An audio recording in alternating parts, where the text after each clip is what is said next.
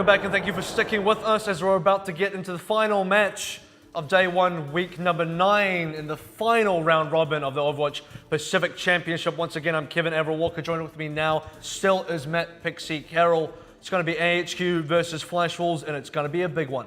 This is probably the match that is going to set the tone for the rest of this round robin. Like we said, if Flash Wolves win, they are all but guaranteed not just a playoff spot, but a first place seed to it. But here now, it's HQ, the team, arguably with more to prove. They need this win, and then they need Flash Wolves to pick up a few losses as well if they want to get that first place seed for themselves. Exactly, and AHQ will definitely be hunting for that #1 spot, and the team they got to get it off is, of course, Flash Wolves, who, like you said, this is an important game, I believe, for both teams. Flash Wolves to secure that #1 spot in AHQ to have the potential to steal it off of them.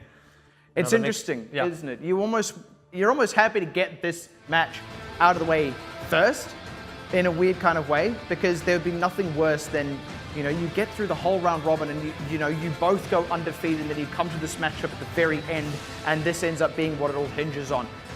The first week of a new round robin is always, I'd like to go out on a limb and say, kind of the most exciting, because we always start with Flash Wolves and AHQ. This time we actually started with AHQ and Sun Sister, but on the same day, AHQ Flash Wolves, it feels fit to start a new round robin like this with these two teams. We're going to have a few words from the two sides, Zondra on the left, Nito on the right. 那我们先请 AHQ。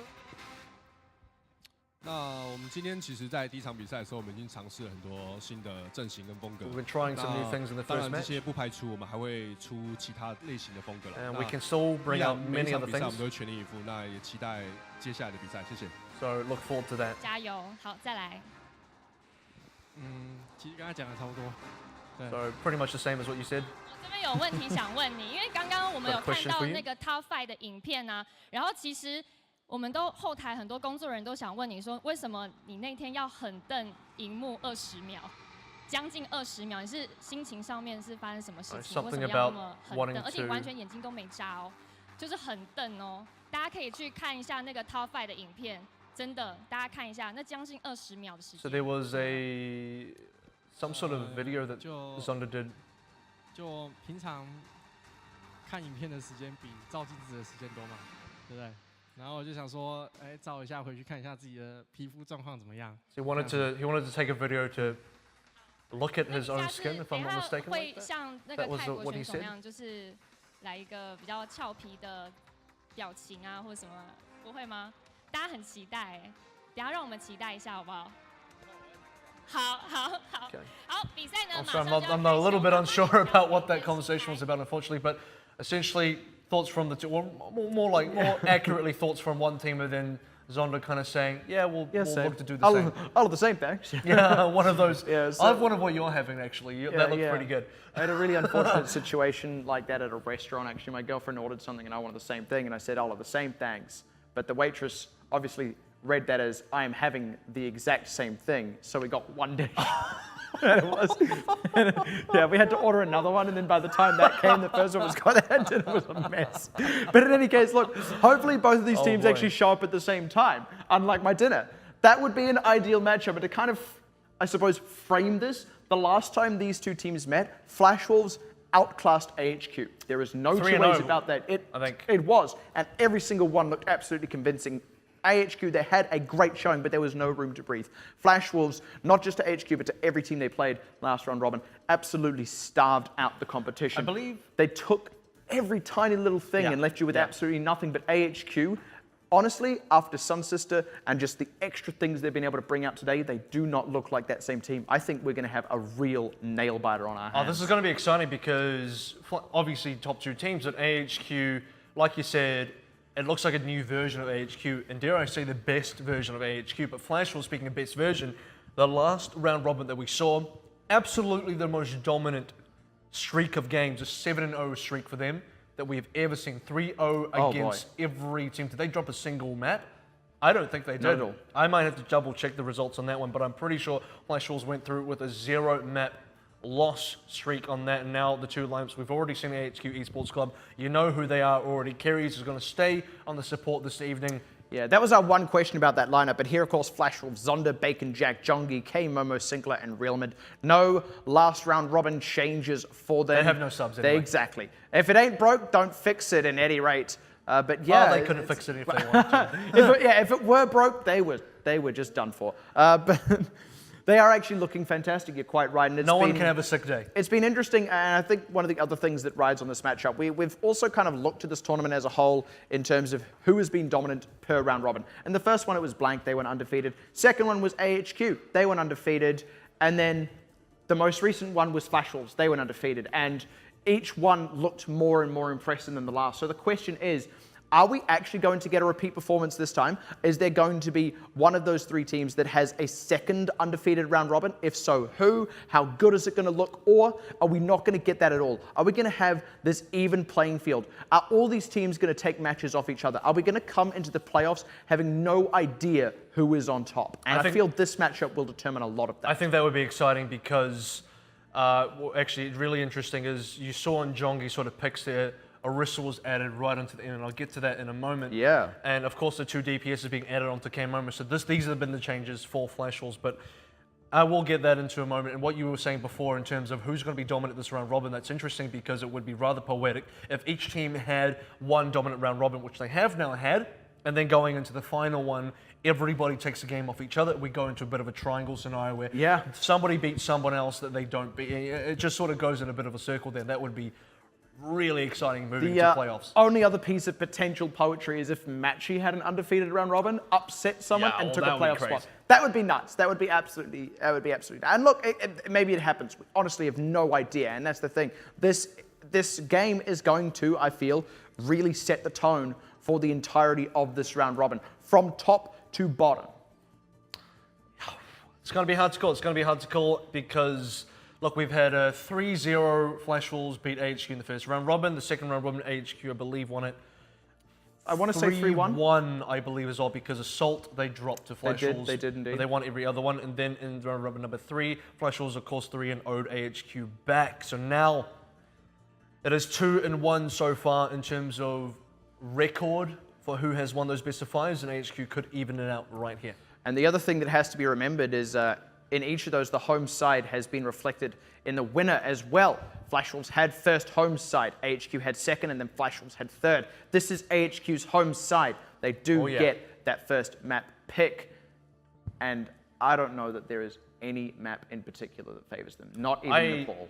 No, because every map that favors AHQ probably favors Flash Wolves at this point. Every map is an even playing field, which is really great. And I wanted to sort of speak to those picks that we saw out of That's why we're going to Ilios. Flash Wolves as well. Maybe. Let's just jump on PTO and go straight to Horizon. Yeah. But on those picks specifically, Jongi has been the one now pulling out Orisa for his team. Now that happened against, I believe it was Detonator, or it was either between Detonator or Sun Sister. It is a bit of a pocket strat. I'm not saying it won't come out today, but I'm saying I would see it as unlikely against a team like AHQ because it does still seem a little bit experimental. It's a pocket strat and it's unrefined. But it is in the back pocket and it's something they have available. Now, we talked about the flexibility of AHQ. This is now the flexibility of Flash Wolves. We also seen K-Momo picking up those additional heroes as well. Genji and Widowmaker. Speaking of picking up, here it is. Answered now, AHQ Lijiang Tower.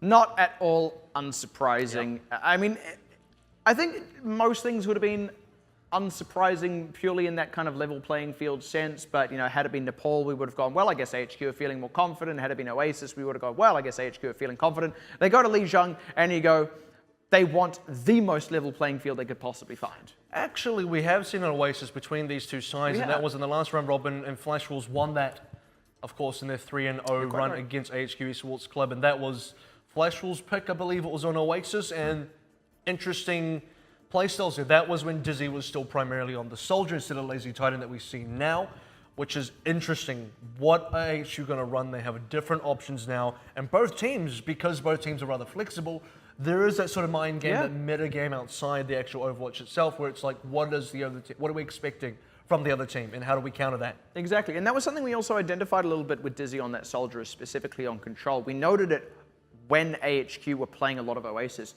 where sometimes he struggles a little bit to position in that same defensive way he's normally used to. He finds it a bit harder to hold his ground correctly and at the correct moments and know when to back off.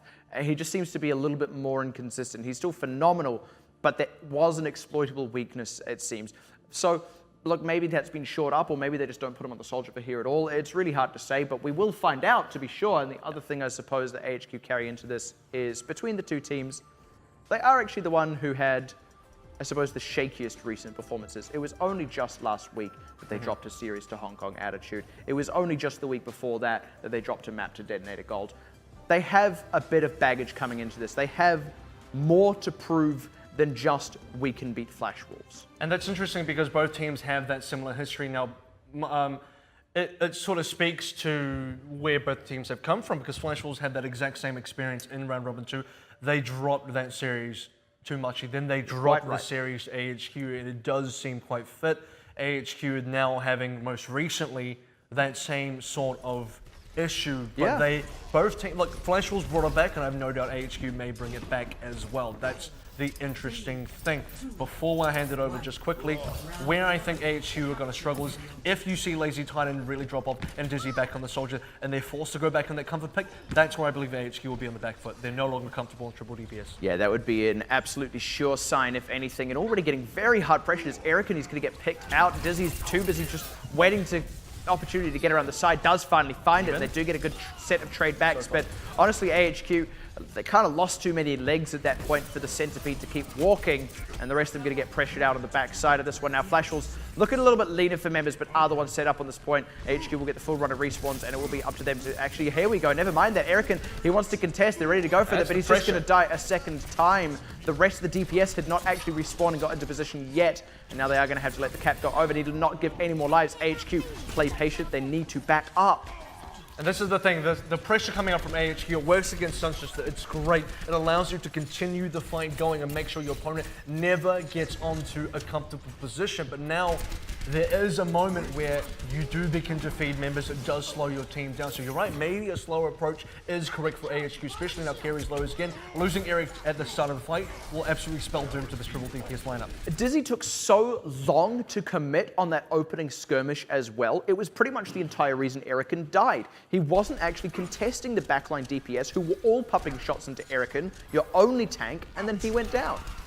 And this time it's going to be Kalman going down quite early, so already the sort of weakness of the triple DPS does sort of rear its, unfortunately rear its ugly head around the corner, where the low HP from your members, you do get picked out like this. AHQ cannot afford to be picked out this early on.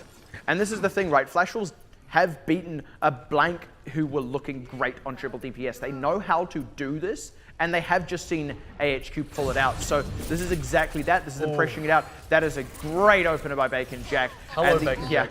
Yeah, that's Bacon Jack for you, I suppose. And this is the level of Tracer you got to be playing against. Now, we said Dizzy is improved. We said Dizzy is looking better. Is he looking good enough to beat Bacon Jack? Because this is the best Tracer currently of the entire tournament. Dizzy's got big shoes to fill if he wants to step up to that level.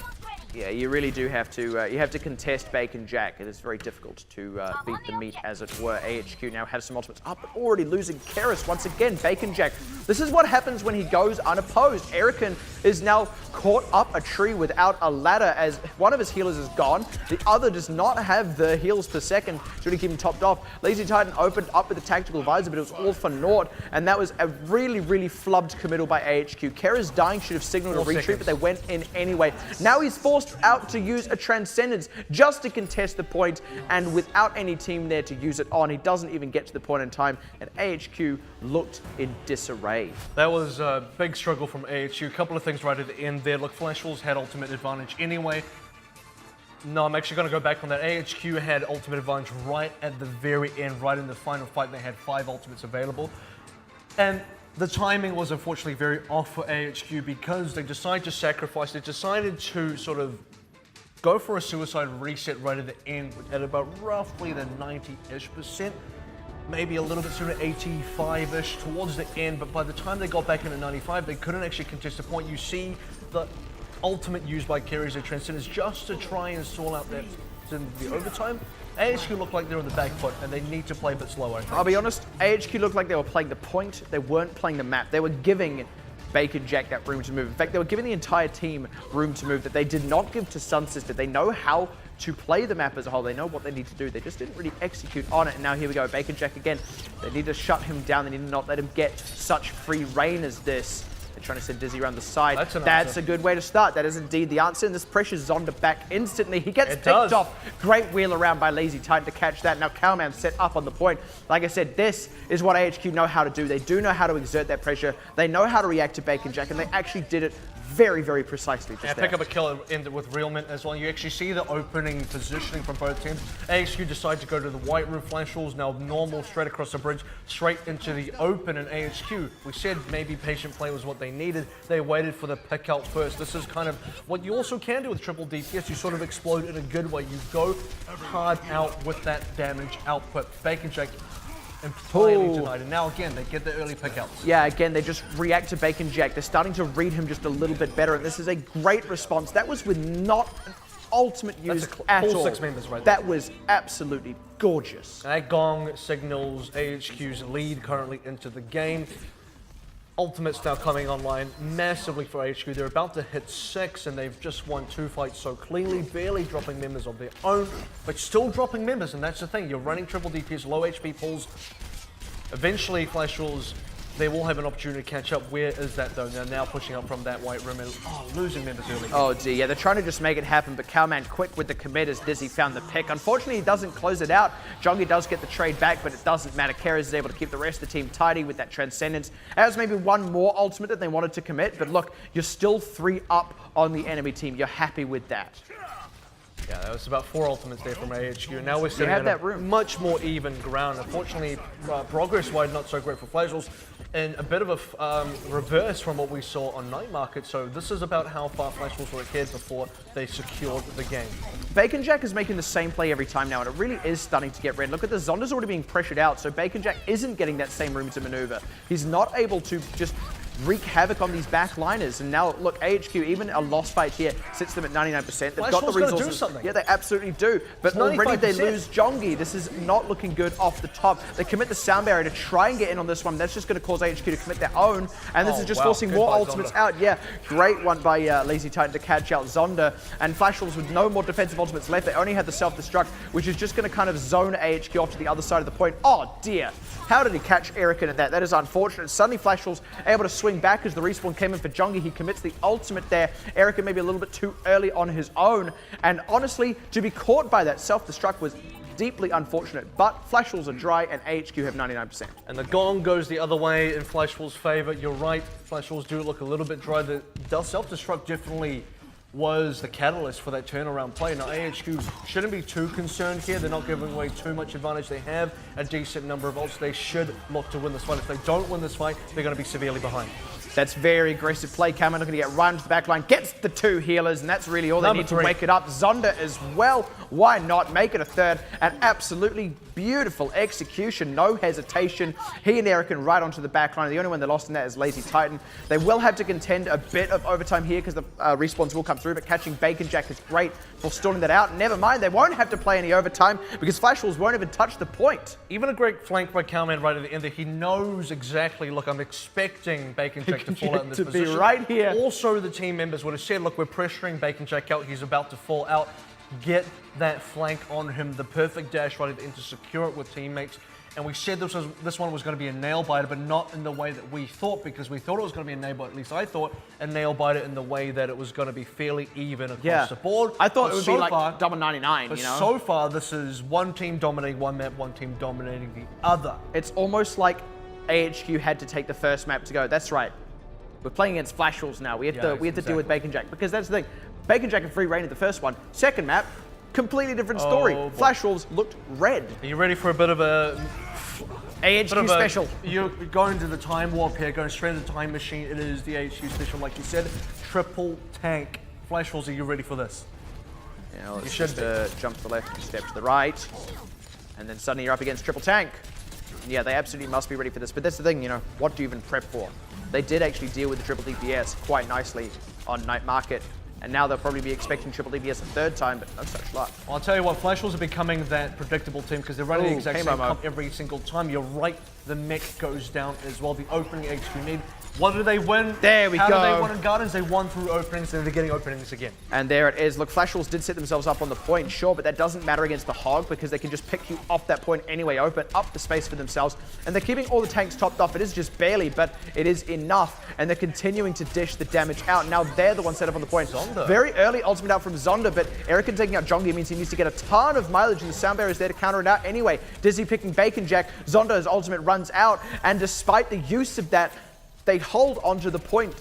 AHQ very well balanced. Yeah, so for Flash was the real takeaway for them there was how long they sort of delayed that point capture over to AHQ.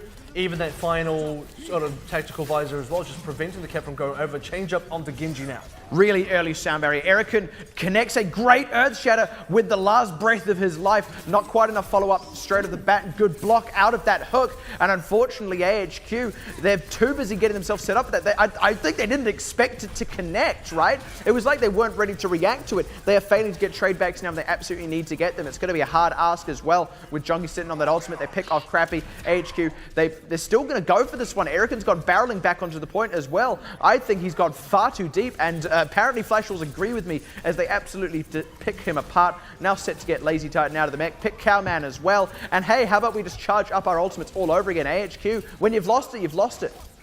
Well, this is AHQ struggling and attempting to hold on to the timer here, and I'm seeing the merits of this. I'm also seeing the weakness, and eventually I'm also seeing all the ult charge. Well, you are seeing the ult charge, but there is ult being expended as well. So while they're charging, they're also spending extras, 57%. AHQ are looking for the lead. That was the objective. Now, where they are losing is they need to be able to regroup finally. Okay, now you've actually lost a point. You've fed a decent amount of ults. You're looking like you need an opening again.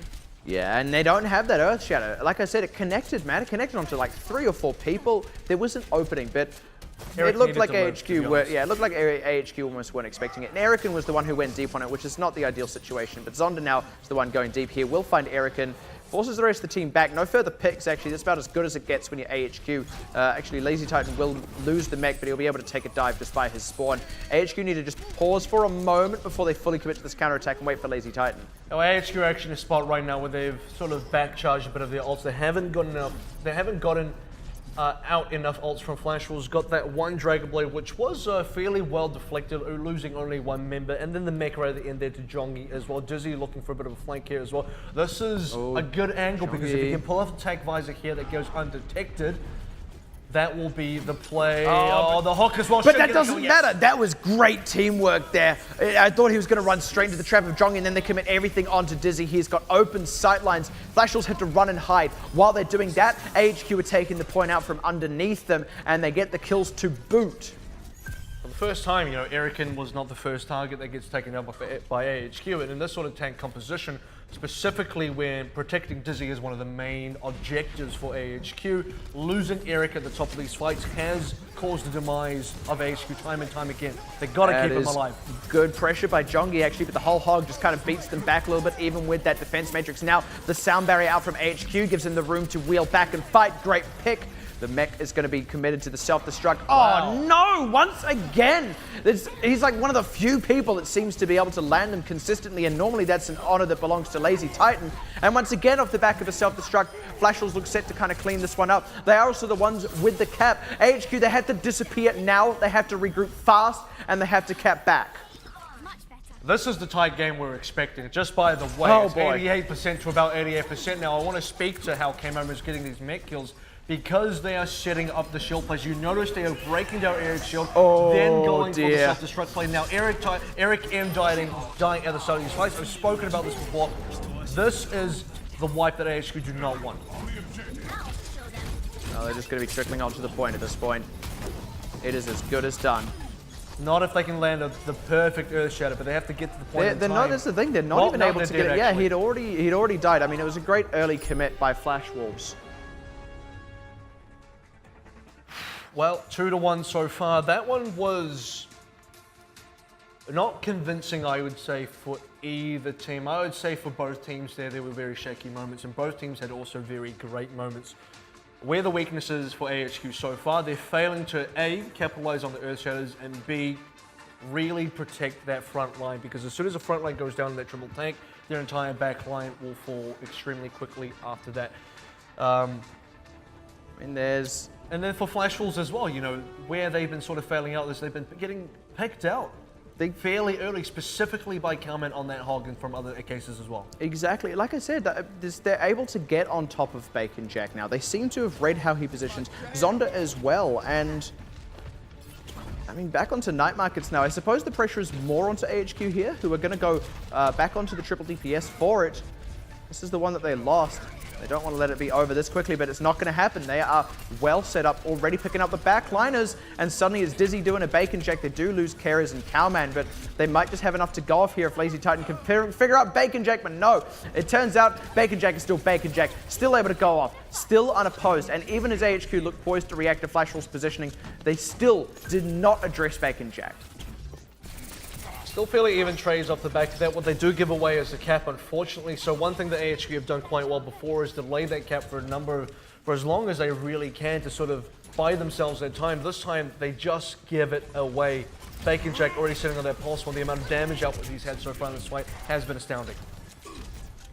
Bacon Jack already with that ultimate RP. He'll be looking for a pick. They're trying to... there it goes. Lazy Titan. They do get the pick back. They do have a bit of a window here, but they've only got 2 DPS and 1 tank to do it with. Dizzy needs to get a great pick of his own. Catches one. That's the opening now as they pick Realment, looking to get right onto Jongi, but he's gone into full retreat as Dizzy goes and deals with the healers. Who is going to be there to deal with Jongi at all? They are getting some members through. Yeah, Zonda is shut down, and that was very crucial because now they have the time to deal with these tanks. But Bacon Jack, he is back, and AHQ are looking leaner for members now. Might not even be able to secure this one out. No, they can't.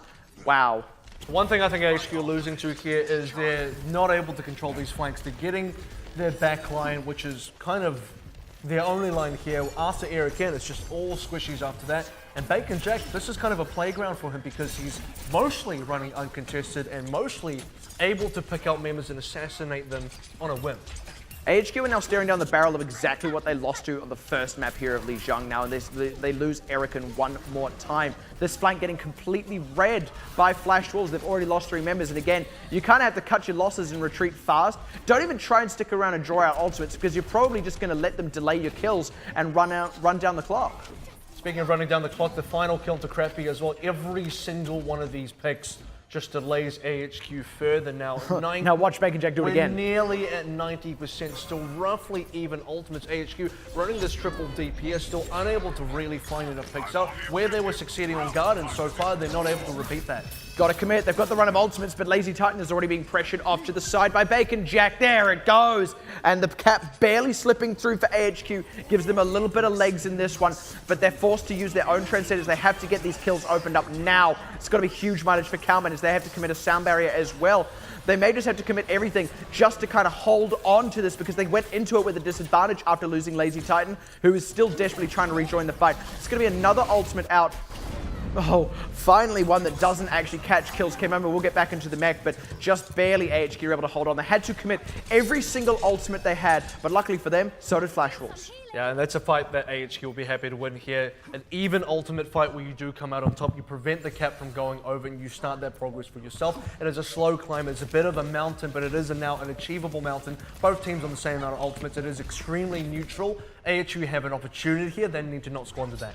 This is the most important defense for them. If you can hold this one, you stop potential for the other team to just cap it straight out and you can build a snowball to yourself. Play. Yeah. Very well saved. protected by from K-Moment. That's the kind of difference here is that Flash Wolves, their members with the 2-2-2 here, I feel like so much safer. This volatileness from AHQ, look, these are the members, they just melt on the AHQ side.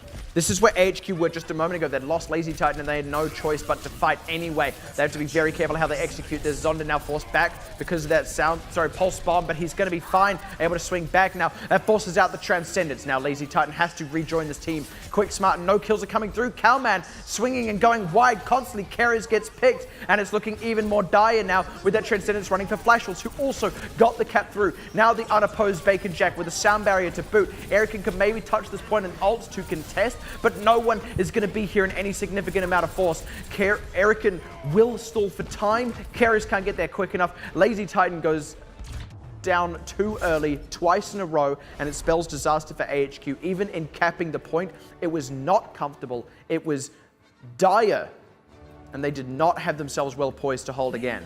It was an improvement from the last time we saw them on night markets against each other, but not enough of an improvement to actually secure themselves a win.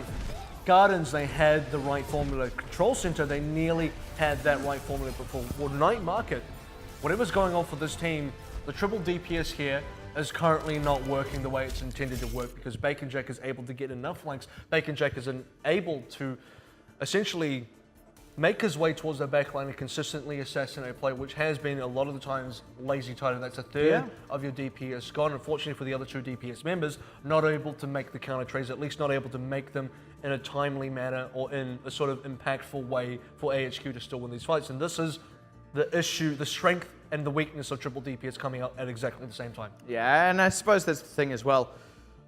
Look, Bacon Jack is great on Tracer.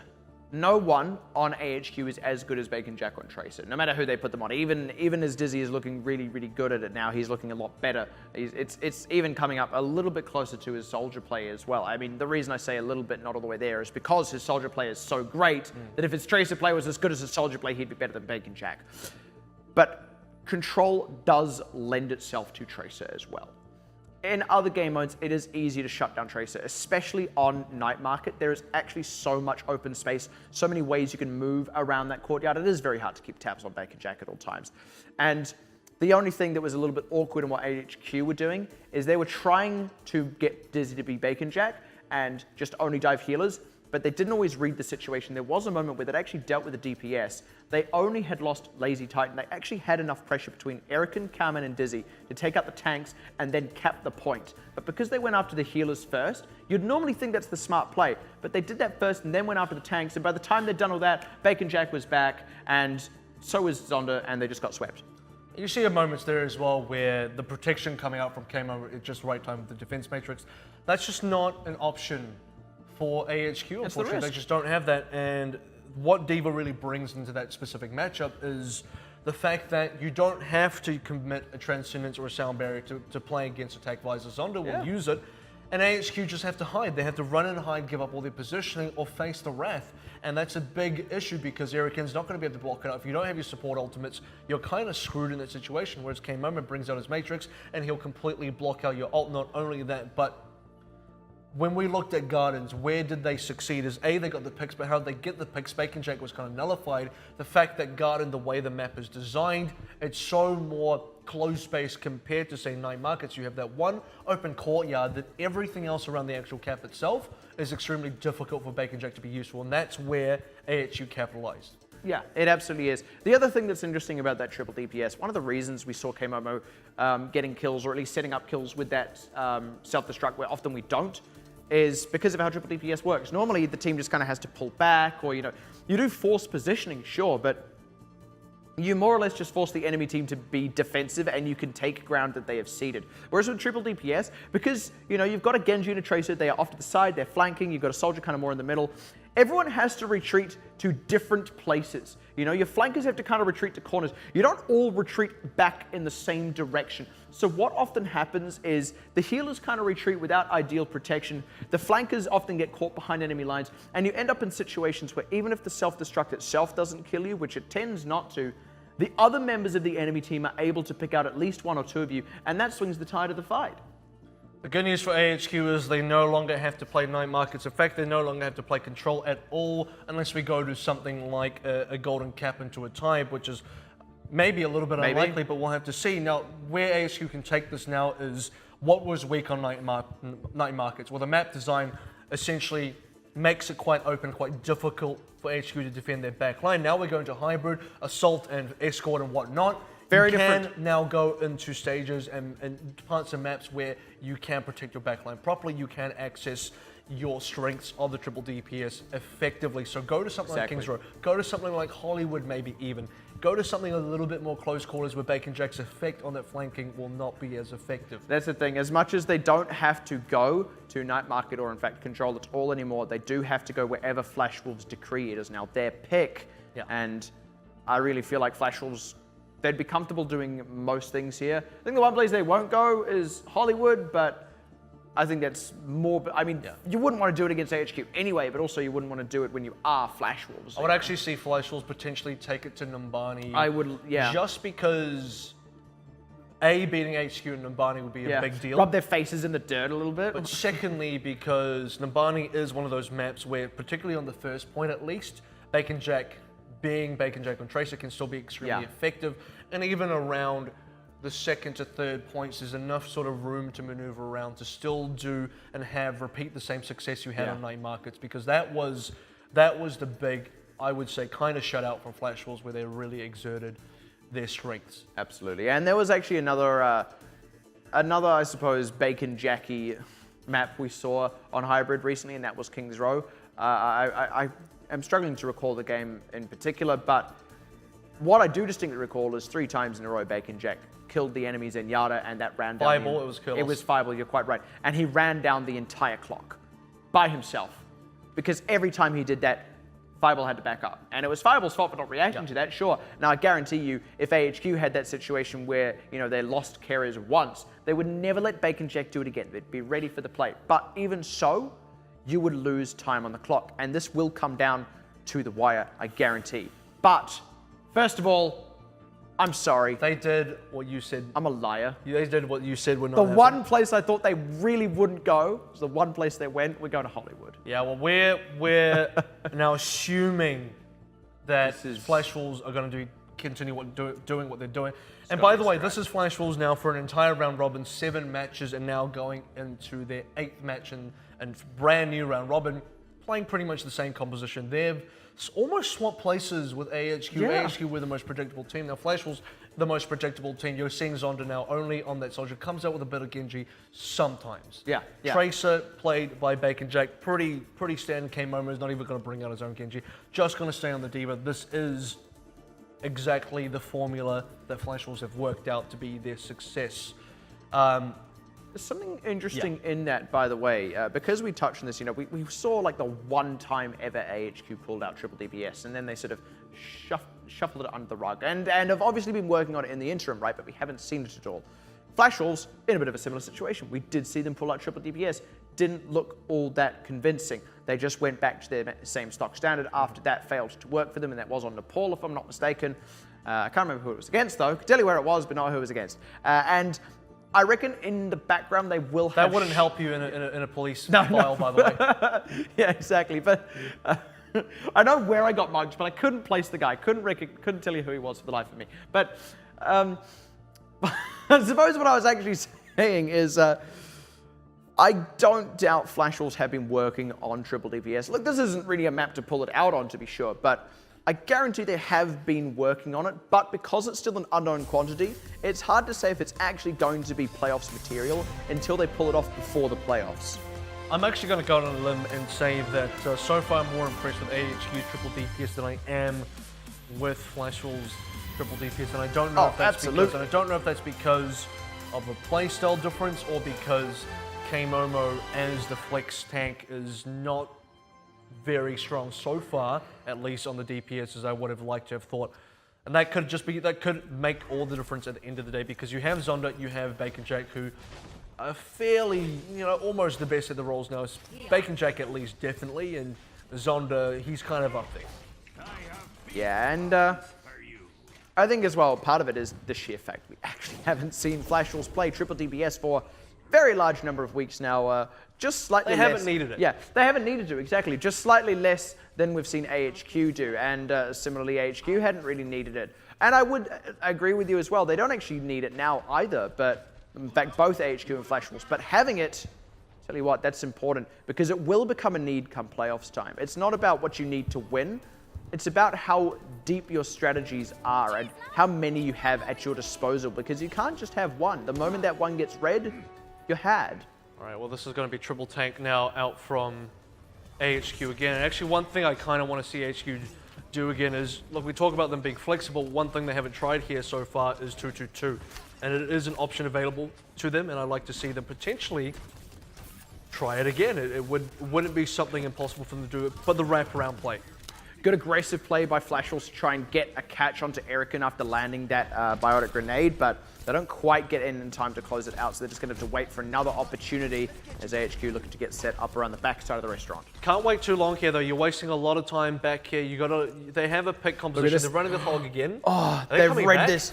Yeah, because they knew Bacon Jack was going to try and get in the backside of them. Now look at this. Bacon Jack's actually split from the rest of their team as AHQ are now set up on the point. They faked out Flash Wolves, who are now a little bit scattered on this. Look at Dizzy's positioning. He can cut off the flankers who try and get in around the side. AHQ need a pick, though, to actually secure this maneuver, and it doesn't look like they're getting it. I mean, that's exactly what they need because that's how they've been winning so far, and that's what their composition is designed to do as well. And finally, Flash Wolves, now this is them getting a bit more aggressive. This is a dangerous commit by Jongi, but he feels confident doing it because of the ultimate at his disposal. Trying to get right onto Dizzy, and it will work. It is at last going to get trapped in the corner. And they close out on Cowman as well, and that's the risk of taking all that time, is you do allow the defenders to charge up ultimates. I would have liked to see HQ do something more with that play around the back because, look, while they kind of shuffled around near defender spawn, Flash will spawn there, because they ended up coming back, realistically, all they could have done was just push on the main anyway. They didn't really end up trapping Bacon Jack as effectively as kind of maybe they thought they would, because he has a tracer at the end of the day. A couple of blinks will get him out of any situation. Yeah, exactly. How do you really trap the guy? It is a tall order. In any case, going to have to try and go through the front door a little bit more this time. Good sleep onto K-Momo, but it's not quite going to work out for them. Good hook onto K-Momo, but it's not quite going to work out for them. And now Cowman is going to get pressured out of this high ground, picked out, takes the wind out of the sails of this next push. And, oh dear. That was indeed a slept Reinhardt with a nano boost on him. The commit finally coming out of Lazy Titan picked Zonda, but he'd already committed the nano boost. They still have to get the rest of the picks. That could be all they need. Good Earth Shatter, and they barely keep Eric alive. Dizzy opening up with his tactical visor. He's not finding much, but he is creating pressure. They need to secure out a few more kills now just to get themselves well established here, but they will. They're looking to get at least a third out of this, surely. They get Realmans, and now they're kind of beating Flash Wolves back a little bit, forcing their positioning into awkward spots. They separate, they divide and conquer, and now they're going to cap the point. And they finally are able to get the picks as well, because what they were achieving before was they were able to secure the positioning, but what they couldn't get were any kills off the positioning, and eventually Flash Wolves, and still now Flash Wolves able to push on back through, and if Flash Wolves can get enough kills, they can secure this, but it doesn't look that way. It really doesn't. If anything, they've ended up just accidentally trickling on, which is a little unfortunate, and committing more ultimates to boot. That was 3 ultimates. Buying time. They are buying time, sure. They did commit 3 ultimates and kind of gave away a ton more charge. I expect that they may just be swapping some of these if they were that willing to throw out, especially Jongi's Primal Rage there, but at any rate, payload now underway. Flash Wolves no opportunity to take an early defense. They're going to have to wait for a corner.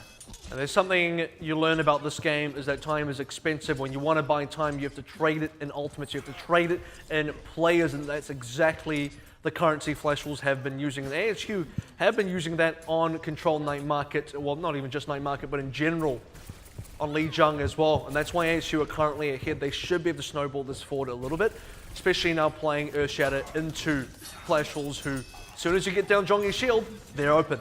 Yeah, that is really the major opening, and they had that Earth Shatter as well, so there's very little to block it. We saw what that was able to do on the first point. Equally good in these tight, narrow spaces if you do go to ground. Speaking of ground, Zonda takes a dive, and it's no ultimates used yet for HQ. They're just racking up the charge now, and this is a good commit. Now the whole hog is going to force out a defensive ultimate from Flash Wolves. Realman will have a sound barrier. He's not even going to be able to commit it by the looks of it. No, he is able to just barely scrape out, but K-Momo may not be so lucky. If at any rate, the pressure is still being put down, and AHQ, the payload hasn't stopped yet, and Flash Wolves aren't exactly contesting with ults. Well, now Flash Wolves are able to finally get a pick out. That's one, it will set them off, it will start things going. And it's interesting as well, Zonda's been on this Genji for some time as well. If they get Eric in, like I said, the Eric in is a bit of a key target. If they get him down, they can open up this back line. That was a bait play. He went straight into what he thought was a low Erican, but the Biotic Grenade went straight down, healed Erican, put the anti-heal onto Zonda. He was forced to back up, and now with Flash Wolves split, AHQ looked to open up again. Unfortunately, though, Zonda did get away and get healed up in just enough time to open up. He absolutely has, and as well executed as that was by AHQ, Zonda equally well executed to back off with a sliver of health, get healed up, and then pick a similarly great moment without the response being there from AHQ. And that is one way to access AHQ's backline without even really dropping Eric in first, and kind of still holding onto the Earth Shatter as well. I'm just kind of wondering when AHQ actually going to be able to commit onto this one. Now Cowman swapping off onto the Zarya, Hog not really working out for him, and that's a real big sign because Hog should be working out. You're playing against Bacon Jack or Tracer, you're playing against Zonda on Genji. These are the essential plays you need to be able to hook, but the fact that he's not doing it, that's a problem. And already Dizzy getting picked as well. Now Lazy Titan forced out of the mech. This flank has completely failed now for AHQ. They're just trying to draw some ultimates out of the enemy squad, and they're really struggling for it. All they've got so far is the Pulse Bomb. They haven't put down enough pressure to draw out anything like a Transcendence or a Primal Rage. I'm finding it incredibly interesting that Flashwall's running Zonda on Genji is as successful as it is in AHQ with 3 tanks, which, by the way, a bit of a history lesson, 3 tanks came out in the meta to specifically counter Genji with a high health pool, as being so devastated by Zonda so far. Even another change, Lazy Titan now on, sorry, no, Lazy Titan's been on D.Va the whole time. I'm tripping here. Yeah, man, just relax, bro. Everything's going to be fine. But here's now the third and final commit, it seems, by AHQ. And already Cowman pressured out. He did not have enough charge to contest damage. Zonda now opening up on the scattered squad. Oh, there we go. Gets caught out by Lazy Titan, and that could be the swing that AHQ need. Oh, not so much as Bacon Jack strikes back. And unfortunately, AHQ find themselves with nothing left to use. As Cowman, the last minute swap there onto Soldier, won't get close enough to contest it. And despite giving themselves a bit of a breather, Flash Wolves kind of slammed their fingers in the door. And the first time AHQ were able to successfully shut down Zonda on the Genji, specifically during Dragon Blade as well. They got him with a well-timed self-destruct from Lazy Titan, who, by the way, is meant to be, and still is, I guess in my books, one of the better D.Va players, if not one of the best D.Va players so far in the competition. So it's kind of a welcome back to the Lazy Titan onto the D.Va as well. But even by shutting down Zonda, wasn't enough to get it across the line. We said, look, Earthshadow out for American, cool. Where was that? What did it land on? What was the result, and what did AHQ get out of it? Because it looks like they didn't get nearly enough, and they held on to the Earthshadow for so long. It was part of their alt cycling sort of rotation that they need to get down a lot earlier that they never did. And I gotta say, there's a lot of problems right now. Triple tank is no longer looking so strong for AHQ. This is not a comfortable composition for them right now. Triple DPS actually just looks better. I'll be honest, you're not wrong. It looks like they may opt for a triple tank on the defense, though. Running that Zarya Reinhardt D.Va, that is in fact going to be what they're going for. But I mean, I don't completely disagree with you. I feel like part of that as well, I mean, it was clearly a bit of a struggle for them to close out the first point as well. I mean, once they did get an opening, they did actually execute very well from there. But the first maneuver was good, only it relied on getting a pick, and they just kind of didn't. They didn't really have the right sightlines for it. And now, I feel like a lot of that was just a knock-on effect. They didn't have the ultimates all charged up that they really wanted. They swapped with the Zarya at an odd time. They never really got that one off the ground, and they just kind of floundered. And because, you know, they're running a triple tank as well, they're not going to go for the Torbjorn. They want the extra guaranteed healing output from Lucio as well. That's why Crappy is going to stay onto that hero. So what I find still very interesting is Cowman on the Zarya. He should have stayed. On paper, the Hog was meant to be better. The fact that he felt like he needed to change up the Hog onto the Zarya is very telling of the performance of AHQ so far with this triple tank. Zonda, look at this. Already the whole squad going to go around the side here looking for a flank. Dizzy has to kind of... Yeah, squad goals. Dizzy kind of has to one-man hold this high ground here and keep pressure on. Look at this Cowman. Struggling to gain any charge, but they are getting good pressure onto Zonda at least. Can't deflect a beam, my friend. I guess that's one way. Actually, that's interesting because that's one way you sort of counter on Zonda is if you're having trouble against Zonda and Genji, the barriers and the beam will do wonders against them. So I do see that reasoning now. And they will, but already, look, Flash Wolves have had to give up, AHQ have had to give up that little high ground that Dizzy had. AHQ just getting consistently beaten back because they're not actually closing out any of these kills. Flash Wolves, they have their healers on lockdown. No one can touch them, and they're keeping Zonda topped off. Finally, he goes down because he gets caught. I mean, that's just a one-shot kill, but the trade back is there on Dizzy. There's now no DPS for AHQ. They've lost their main healer, and they're relying on Lazy Titan and Cowman to do all the damage. They're not even getting response trades in this, and Flash Wolves are absolutely picking AHQ to bits. They'd already taken all of their ground. Now they came home, robbed their house, stole their wife, killed their dog, and took the point. Right, that took a turn for the worse very quickly. I gotta say, I'll be happy with just my TV gone, but the rest of that was a little bit extreme. Now for Flash Wolves, what they did quite well there was they were able to capitalize on individual members. They started out with Dizzy. Now you saw the way he got caught out. They actually outpositioned. They forced out position from AHQ. The high ground of the cafe was gone. They completely surrounded and collapsed onto AHQ, and Dizzy had nowhere to run. Eric, as well, on the front line with the Reinhardt, just didn't know where to look anymore. Speaking nowhere to run.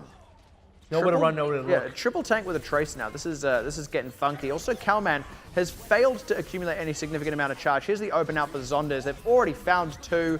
I will not nerf this, no sir. That's Lazy Titan just doing his thing. Completely shuts down. Yeah, well, it completely shuts down that attack. And you know, credit where it's due, sure, but. A trade back onto Crappy, that's a little unfortunate. They may still get some payload distance out of this yet, that's the thing. And honestly, with AHQ, that was damage control, right? They've still actually had to back off from that. They still didn't have the members to continue contesting the fight. They were closer to Flash Wolf spawn. That was just slowing down Flash Wolves. That was stopping it from becoming an out of control snowball. Now, what I like about Dizzy on the Tracer pick here is that it makes it more difficult for Dizzy to go down early and for him to get dived. Sure, the damage output may not be as consistent, but he values his life here, and I gotta say I value Dizzy's life as well because he has been targeted very effectively. That's gonna be the already a good nano boost committed, and they pick up a member out of it as well. Cowman again failing to accumulate charge, failing to really contest anything. They're already getting beat back. Look, they're not even touching this contest here. It's only Dizzy because he's on that mobile tracer, but he gets picked off anyway. Goodness gracious, Flash Wolves just outclassed AHQ from start to finish. Good old Virtue. The philosophy of what ain't broke, don't fix, right? And Flash Wolves, I mean, something like that. Flash Wolves kind of proving that point right here because they're not necessarily needing to change anything. Zonda onto the Genji, yeah, it's a very minor change, but the inability of AHQ to actually successfully deal with it. They have all the options. They got the extra HP out of the tanks. They have the hog hook potential as a threat. They have even the Xayah, the barriers, the particle beam that you can't deflect. Just everything should have been working for AHQ. Dizzy as well, the fact that he has to change onto Tracer, I understand why he does it, but the reason it needs to happen at all, like, that's a very telling sign. Yeah. And I sort of said, when AHQ want to slide back into more comfort zone, put Dizzy back on the Soldier, get your tanks out again, put Lazy Titan back on the Diva, that was going to be a sign, the first sign of AHQ saying this new triple DPS not working the way it's intended. We got to go back to something more comfortable. Now, that's already a step down for AHQ from where they'd like to be. But then even saying, oh, we can't even run the Soldier anymore because it's just not effective because it's getting killed, not getting results, put them back on Tracer while still running the triple tank. That's even taking another step further backwards. There's something else that kind of happened in there. I want to touch on something briefly before I get to that, just because I feel like that loss will be a really devastating one for AHQ because Lijiang Tower was actually quite close. And I feel like, if they went to it again, it could just as easily go the other way. There were a few things that went wrong for AHQ, but it was very close. That one didn't feel close at all. And one of the things I felt that that was well below the mark, like, excusing Dizzy and the Tracer swap and all that jazz, the thing that was the absolute worst on AHQ, as harsh as this is going to be, is every time we saw Cowman, he had either 0 charge or less than 20. And that's just not good enough. Now, part of that is, right now, if the other team doesn't have something like a Reinhardt, you can't just pop a barrier on someone who's getting charged and, get a whole ton of charge up. It's not quite that, you do require much more prolonged engagements where you can get a lot of barriers off and the right targets all the time to really get that damage accumulation up. It's not easy to do. It's never been super easy to do.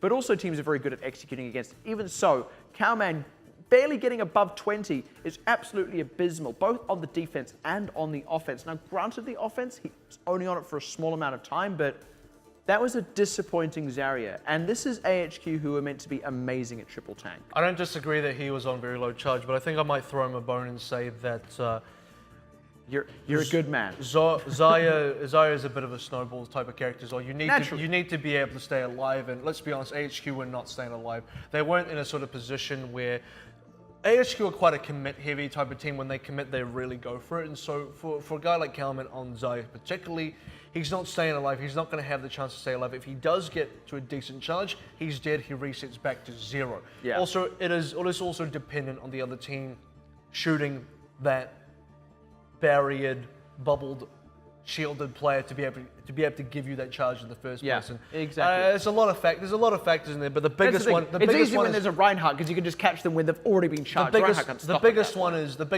fact that AHQ's playstyle is very high committal. They're gonna go and they're not gonna have many members coming back out alive. It's a one-way ticket kind of playstyle. not a lot of people going back to their families after that commit. So it's because of that, he's not going to retain charge, and so he is just going to be on 0 for the majority of the game. Another thing I find quite interesting, and this is just a minor thing, I find it interesting that they pulled up the Lucio on the defense. Now I know that there is a strength to having that AoE heal when you're running those triple tanks, especially when Zarya is one of them on the defense there, as opposed to the Roadhog who has the self heal, etc., etc. But a lot of teams have just been opting away from Lucio altogether when they're on the defense, and when you're running your double healer, some have been running things like, we've seen Ana Zenyatta. We've seen pretty much every combination under the sun at this point, and I feel like an argument could have been had that to actually run a Zenyatta, because as well, their comp did rely on getting picks. And it's not just the extra healing you get, the single target healing you get out of the Zenyatta, it's also the Orb of Discord you get that means you're able to, if you do catch that on someone and you do get that focus fire in, you really can get that pick. You can get things like the Zarya snowballing. You can at least not have to cede so much ground. I mean, that was why they lost that opening point. It wasn't that they got killed. They'd already lost all the ground before they started dying. And I feel like with the Zenyatta, they would have actually done themselves a few favors to not end up in that situation. What I'll say about that is I fully understand why they went with what they went with, because, look, the Zenyatta... There's still reasons for Lucio, don't get me wrong. Because the Zenyatta would only be appropriate in that scenario for a 2-2-2. You're not going to take advantage of the Discord Orb unless you have the required damage output to sort of make it over the line. And when you're running a triple tank, your goal is to out-sustain the opponents, and you need that burst heal with the antibio grenade, with the AoE healing at the same time. The Zenyatta is not going to be able to provide outside the ultimate, so very rarely and very few and far in between. That's what their goal was, to sustain. Their goal wasn't to do really much anything else. So I mean, I think they should have just gone for the 2-2-2, and then they could have played the Zenyatta, then make use of the Discords. But we're going to have to find out exactly what they're going to do to change things up before we head into map number 3. And it's going to be AHQ's pick, and it may be their last pick. And I said the last time I said this was when it was Sun Sister against AHQ. So same situation. It's going to be a flipped script. AHQ, can they bring it back? We'll find out right after this break.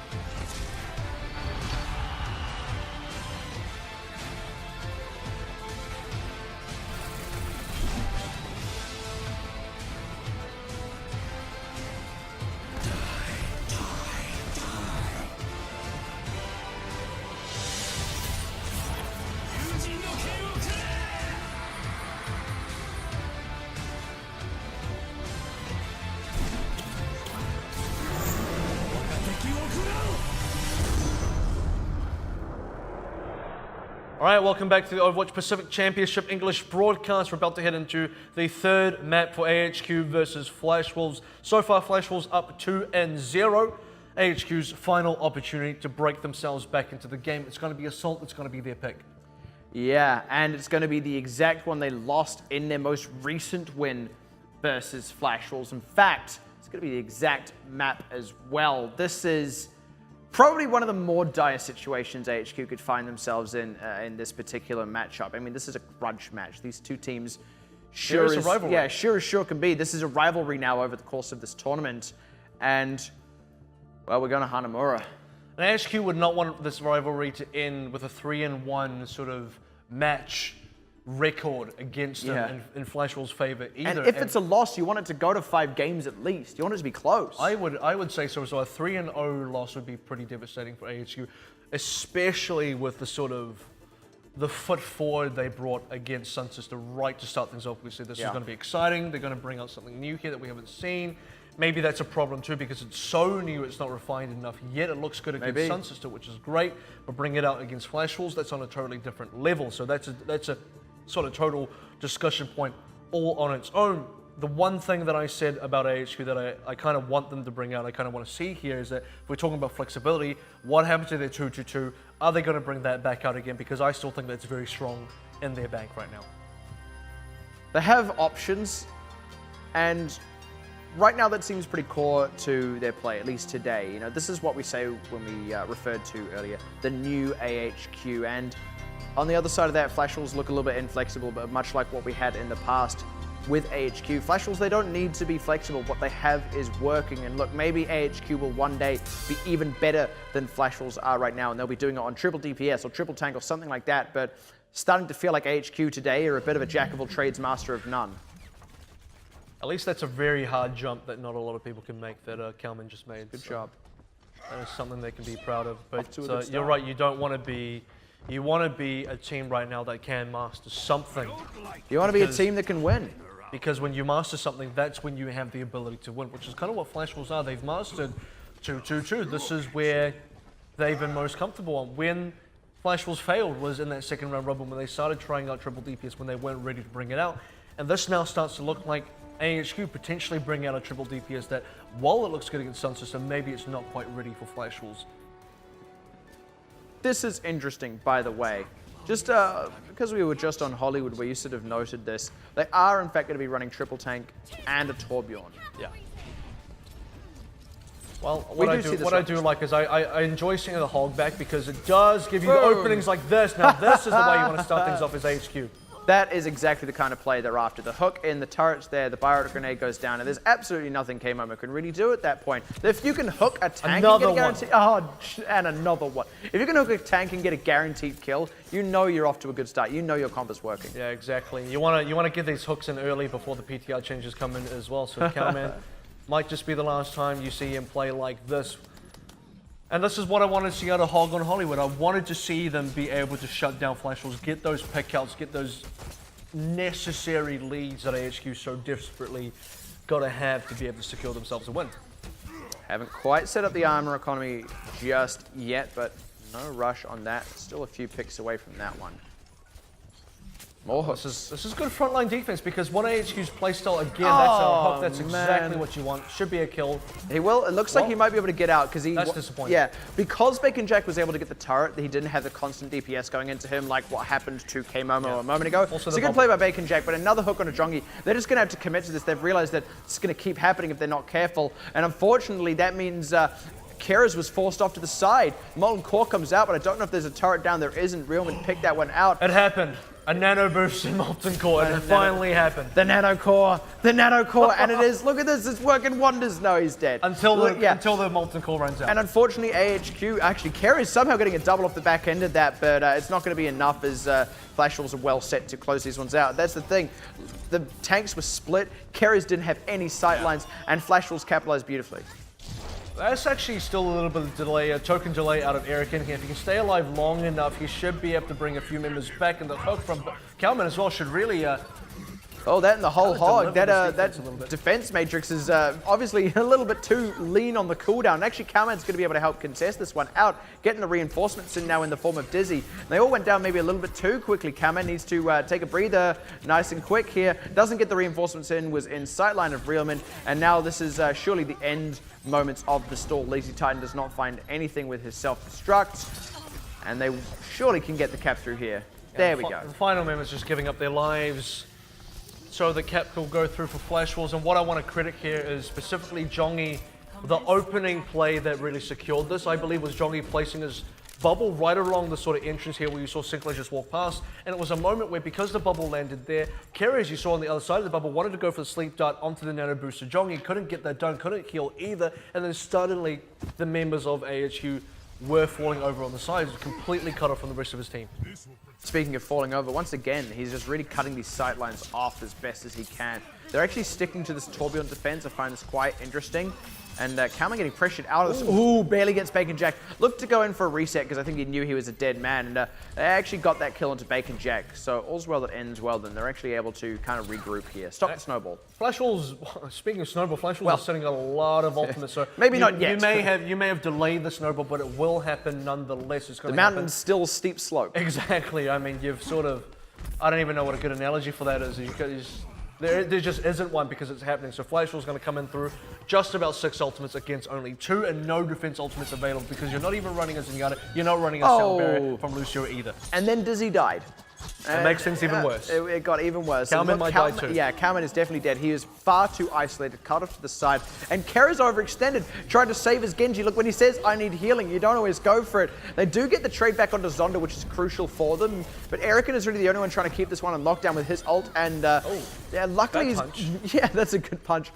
One punch, Winston. That's he's like when able you're to in a make it bar work. You just randomly smack Yeah, he's able to make it work. That was actually, I'm not going to say it was lucky, but that was all they had, man. They only had that really and the nano boost to throw at it. And those are not 2 ultimates that marry well. And I tell you what, Primal Rage is used to delay to start with because they're in a sort of back foot position where you needed to delay long enough to get your respawners. And the nano boost was used to secure that delay because they weren't even confident Eric was going to stay alive during the Primal Rage. So that was a big desperation play. Flash was actually at the numbers there. They should have just kept their distance while the Winston was ulting. You could have still dealt with him. It's a Winston with 1500 HP, effective HP that is. Oh, so good pressure. Good pressure onto Zonda. Cowman, that's a deflect. Quick deflect onto Bacon Jack. I was going to say he needs to be careful in these 1v1s against Bacon Jack, but winning it is actually good news because it stops up the offense. And I suppose losing it isn't too bad either, provided things don't go really pear-shaped from there because he does get the respawn not long after. I gotta say, I actually played that snowball from Flash Walls extremely well because Flash Walls had 6 ultimates. They should have probably won on paper. They didn't. Bacon Jack takes a dive after that. I'm not too sure what actually happened there. He got spooked. I think he did that. I'm inclined to believe he did that on purpose, but I'm unsure of the reasons why. I believe he may have. I think he was expecting that Cowman was going to be able to heal up quickly and come back out. But that actually didn't quite happen. Yeah, I don't know. That's even hard to believe because Bacon Jack has enough blinks and recalls that he should be able to just get himself back to... It's weird. I'm not going to dwell on that one too much. Bacon Jack has his reasons and I'll accept it. He was just I'll tired. accept it. He just couldn't carry on. Yeah, it was too He hard. was just sick of it all. Exactly. The pressure got to him. But in any case, this is a really unfortunate commit. Flash Walls don't seem very committed to this at all. In fact, on the side, even as the sound transcendence, the ultimates are all bleeding together in my mind. The transcendence was forced out, is what I'm actually trying to say there. You sounded out the Transcendence, so you heard it happening as well. That's what it was. And nothing really happened out of the Transcendence, so bit of a misplay potentially from Realman there. Flash Walls, what I got to say from them is they still have a lot of... Oh, there you go. He wants to change into Lucio. Maybe he has to change into Lucio because he's like, I don't have a Transcendence anymore. This has to be changed up now. Flash Walls severely running out of time. What have they done this last minute? Bacon Jack suicided. That's what's Transcendence has just been blown out and nothing else has really been achieved. It was a very funny recall there. I mean, he got the health back, but he was in the same spot. Now, look, Cowman has kind of had this and all kinds of flanks on lockdown. They haven't really been able to get themselves in a great position here. Cowman able to back up, get the healing. Look a little bit ropey, but Bacon Jack is now going to try and go for a flank. Cowman spots it out, realizes that there is no one on this back side. Bacon Jack only catches the turret with his flank. And look, honestly, finding Sinclair was all they really needed. Even as the kill comes through onto Dizzy, Lazy Titan's going to be able to force Flash Wolves into an awkward spot as they had to kind of wait out the self-destruct. Buys time for AHQ's respawns as they pick Realments. And Flash Wolves, they're not committing convincingly. They're just sort of half-heartedly trickling into the side here. Zonda's now caught on the back end of this maneuver because AHQ are actually reading this really, really well. Flash Wolves, they can't even find a foot in. This is the most uncoordinated, maybe uncoordinated is not the right word, but it's unaggressive, uncoordinated, and just unimpressive because now 2 minutes have gone. We sort of looked at 2 minutes and 30 at 3 minutes. Flash was sitting on a lot of ults looking really fantastic, and then nothing has happened. They haven't committed to any pushes. What's going on, Flash? You know what I feel is happening is AHQ have them surrounded. Flash Wolves know it, but instead of doing anything about it, they're just committing slowly because AHQ have them surrounded. And they have it again. No. The moment Zonda commits, Dizzy collapses. The moment Sinclair's out of position, Crappy gets the catch. That wasn't even the turret. What a great sleep indeed. And even as they finally get toes on the point here, AHQ have the numbers advantage. They got plenty of stall potential with Erican. They're going to go ahead and commit a Nano Visor to this one as well. No, they're just committing a Nano Winston. There's still a Primal. Why not? Yeah, there's still that Primal Rage if they really need it. They can throw everything at the wall here. Speaking of, Flash Wolves have already committed out the sound barrier. They finally get some swinging back with Zonda, but again, the respawn advantage is here for AHQ. Flash Wolves, don't let those respawns fool you. None of them are on this point really. They are really scattered. You can see it there. Look at how split apart they are. They finally catch Erican as he was stalling out. Crappy will be able to still touch this point. And look, there is still a whole ton of overtime left. AHQ can actually wait for a couple more members to respawn before they come in last ditch. Now they're going to go Cameron committing to the point. Erican could dive on. No, they had a second. They had a moment. Take the bull by the horns. What? No, Calman kind of was on the wrong here. I think they mistimed the spawns there because what actually happened was because AXU couldn't secure enough kills right at the end there, Flash Wolves essentially had 6 members sitting on point. With the way the sort of respawn mechanic works now, with 6 members on the point, actually. It takes and longer. 5 members dead, you saw they just barely spawned. People just didn't spawn in time, and that's just how the respawn works now. So for Flash Wolves, they played the final moments quite well. With the Primal Rage coming out from Erican, that should have been enough time, and in fact it was enough time for AHQ to get a full wave of respawns. Now what happened from the full wave is no kills from AHQ, and that is the big problem. Because they got no trades, they weren't able to sort of plan in an even setting, and eventually Flash Wolves out-reinforced. And in a strange way, it was a little bit convenient for Flash Wolves as well. Like, they really, up until, I would say, the last possible second, they were actually still not on the point. They were not well positioned enough. The respawns were really staggered and trickled through, but you're right, AHQ didn't actually get any response kills through. So normally, you know, you kind of kill the ones that are there and the next ones come through, but you've still got the numbers advantage and you kill them too. But because they didn't get those first couple who were on the point, at last Bacon Jack was able to properly join the fight. At last Zonda was able to properly commit his tactical visor, and they were just barely able to get members through. Even then, it looked dicey up till the final seconds for Flash Wolves. And this is usually how I would describe a team like Fireball. In fact, I have specifically described them in this way, which is the way Flash Wolves just played. They did 3 minutes where they just spent 3 minutes doing a whole lot of nothing, and then when it came to overtime, they said, wow, we actually got to go, and that's when they got their feet on the actual cap itself, pressured the cap out, and got the kills. And the takeaway from that is, what if they just played like that to start with? And they were ahead anyway. It's not like they were behind. They would have done so much better. And this is exactly the way a team like Fireball operate. They're very passive right until the final moments when they have to be aggressive, and then they're quite successful. You can always hear them going, for the entire 3 minutes. You're right, but triple tank now out on the offense here for AHQ. This is where I do like the Lucio going full on death ball. The commit moving quickly through this one, looking for a pick with that hook. I would like to see something happen out of this flank, because the last time they did it in Hollywood, they kind of second-guessed themselves a bit. Already losing Crappy is no good. They're completely red and they're completely split Just up. suicide. Yeah, look at this. Now they're just way on the wrong side of this. They're like, wait, what are we even doing here? This is the defender's territory, and Jongi is just running circles around everyone. Is there anywhere that man isn't? and the clean-up comes through. AHQ get completely shut down in the first offense. And this is the problem when you go on these massive flanks, is if you drop a couple members, even if you drop one member, it's a big deal because that one respawning member has zero opportunity to reconnect with that flanking team. The 5 members remaining, they either got to commit to that flank and do something about it, get a counter trade, or you got to go back and pick up their member, or you suicide and take a dive, and they kind of did none of that, eventually took a dive too late. And this time they go right into where Jongi's hiding out. Deal with them first. They don't want to have to deal with death by 1,000 Jongis like they did last time. Now they're going to wheel around this top side. There's many Jongis indeed. That is some, I don't know that jutsu.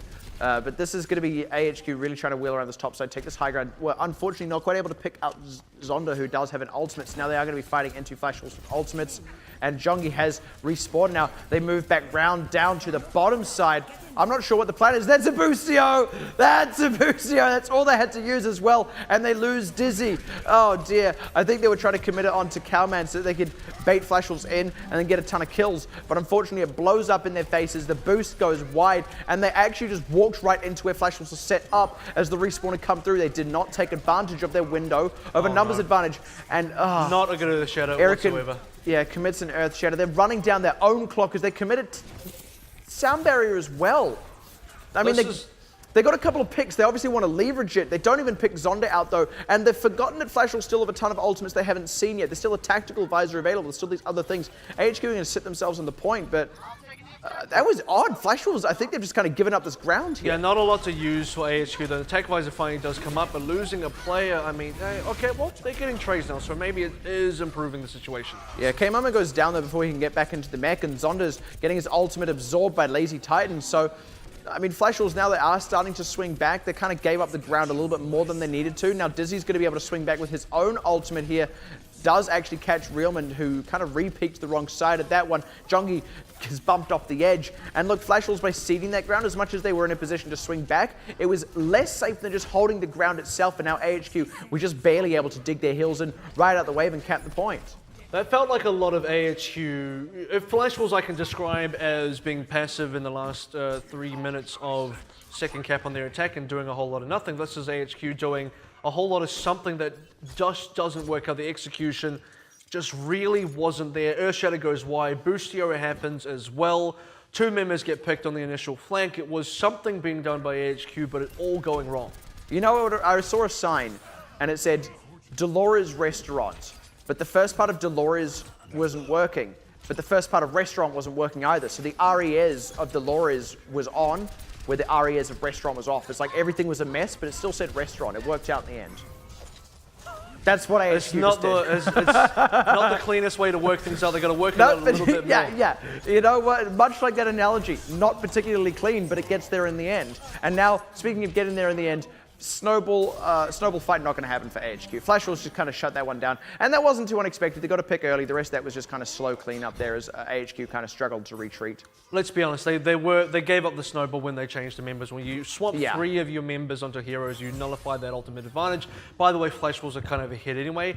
Yeah, that was a Snowball pushover. That was more of just a token push to sort of find out what's going on. Maybe charge a bit of your ultimates back up. Maybe force some ultimates out of Flash Wolves. And one thing I wanted to add at the end is if Carries is going to get the MVP for Zenyatta, so far, maybe not the MVP for Ana.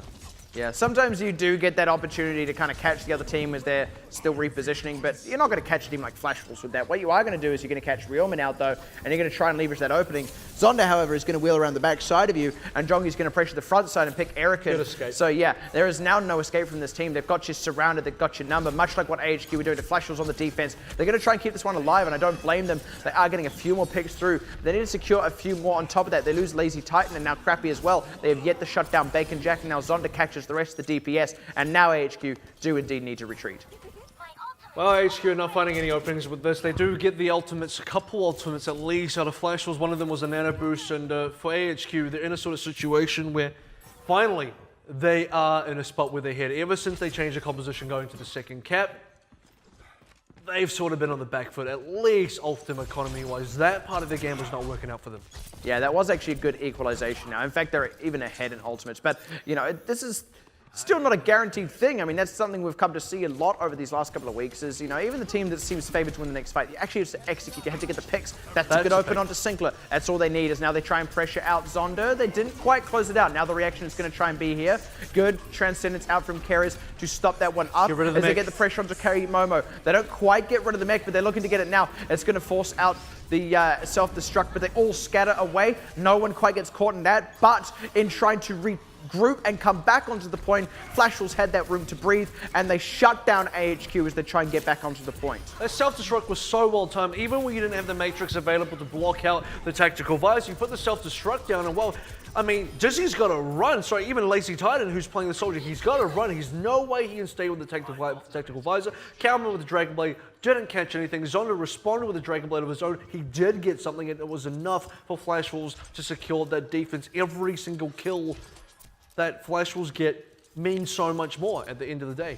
It absolutely does. And look, AHQ had everything in their favor. What they didn't respect was the fact that during the self-destruct, when AHQ was scattering, they weren't all retreating in the same direction. It was like ants, you know, it was like rats when you flick the light on. They all went different directions. That means you don't go back into a fight, you regroup and then you go into the fight. They're trying to do both at the same time, and Flash Wolves had reacted to that, and here it is again now, absolutely cutting off AHQ before they can even begin the maneuver, let alone complete it.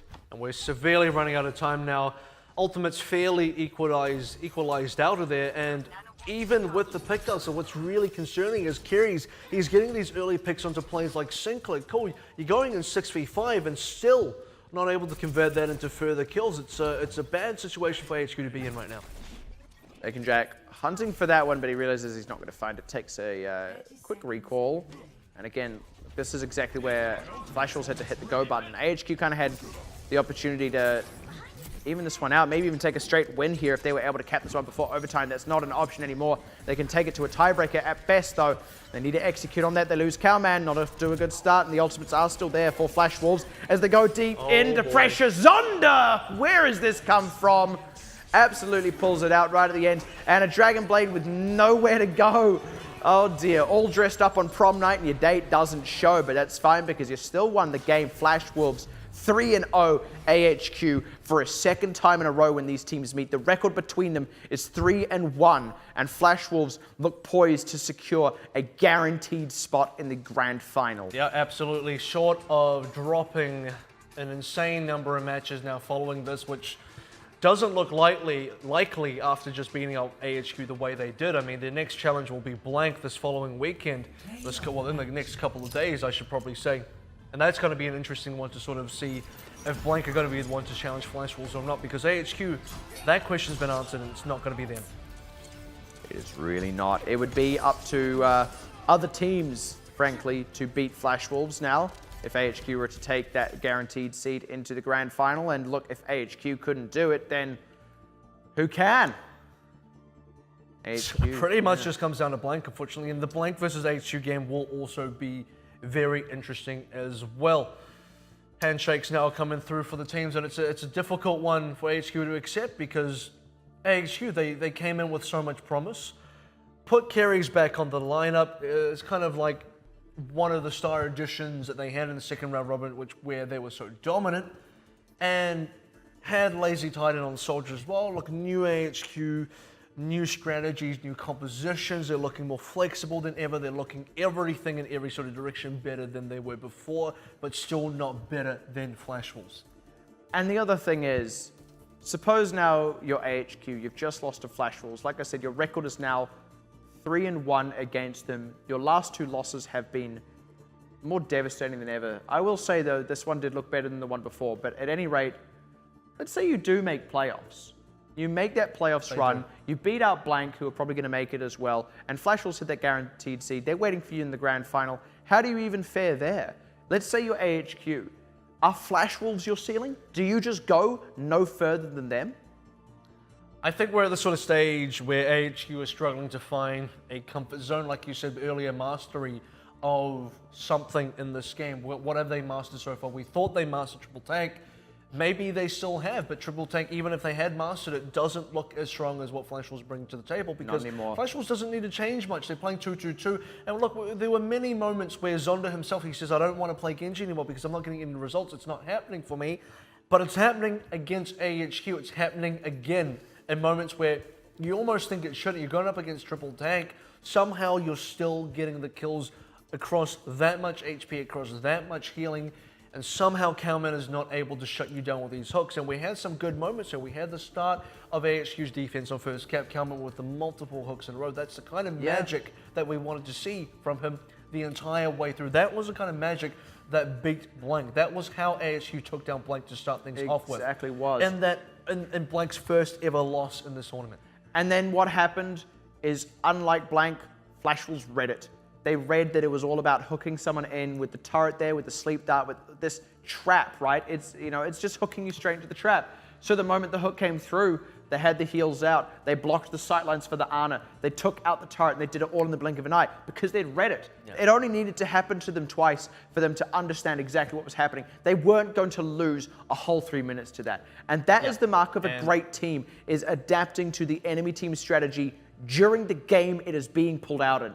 It is no longer good enough to adapt over the course of a long tournament because we are approaching the end of this long tournament. And when you're in playoffs, when you're in that game, if you don't adapt there and then, you lose goodbye. Specifically to that moment as well, I'd really got to credit Jongi with some fantastic Winston bubbles there as well. The bubbles coming out of him did wonders to both shut down Cowman, specifically denying out good hooks and the follow-up kills as well. And even K-Moment coming with matrixes, like there were hooks in there where we thought, well, this is going to be a good one. Doesn't get the kill, and specifically Jongi, for whatever reason, he wasn't killing Jongi with those hooks. He was well protected enough. Healing coming through, matrixes coming through, whatever, bubble coming through as well. Bubbles are locking out carries from fight, locking out healers. How do you beat a triple tank? Well, you cut off the healing and the sustain, and suddenly triple tank is just massive ultimate batteries that you just sort of farm ults off because they don't have the healing to keep them up anymore. So well played by Flash Wolves. They understand what they needed to do to beat that, and they absolutely executed. And what Jongi did right, I feel like Erican unfortunately didn't do right tonight on either Winston or unfortunately Reinhardt. The few bits of Reinhardt that we did get to see, which to be honest wasn't a few, it almost felt like a majority Reinhardt coming up from kind of maybe 50-50, that's what I'll say, was underwhelming. It just kind of fell flat tonight, and the triple tank, that kind of led to the downfall of triple tank in my opinion, because the Reinhardt goes down, the rest of the triple tank, well, it starts to go downhill. Exactly, and I mean, the whole series, I would call it troubled. The first control map there, Lijiang Tower, I honestly thought that was going to go to 5 whole maps, and I think maybe even it should have. I mean, there were a couple of moments there where AHQ had it all, and their execution actually doesn't look as clean as it used to. I suppose the positive of that is used to. Surely they can bring it back. Surely there is something in there that has them playing better than what they are doing now, because they have expanded in other ways as well. You'd think that if they can bring back what was and add it to what is, they could and should be the best team in this tournament, but it just wasn't there today. And one of the best players of the tournament is, of course, Bacon Jake on the Tracer, instrumental to taking down AHQ on every single map. The guy just makes Tracer work no matter where you put him. Say the least. The only sort of position where he kind of looked troubled was Gardens on Lijiang, and that was one stage, one map of a specific map of Lijiang, and it just... Beyond that, he was kind of running rampant. Lazy Titan couldn't survive against him on Soldier. Dizzy couldn't survive against him on Soldier. Dizzy felt like he needed to change Tracer himself just to live on Hollywood, and even that wasn't really working out. So, Bacon Jake, one of the key factors to victory. And that's the thing. On the other side of this has been Flash Wolves, who are looking absolutely dominant, not just across the last round robin, but across this round robin as well already, with just one win under their belt. The question is, who can even contend them? Is it Blank, who do look like they've repaired some issues? The next in line. That's the thing. You know, if it's not Blank, then it's probably no one. And that's the harsh reality. And that would be Flash Wolves being the only of these top 3 teams to have 2 undefeated round robins. And they would be back-to-back, and they would be directly before playoffs. There is no better launch pad to victory than that. Can Flash Wolves even be taken down?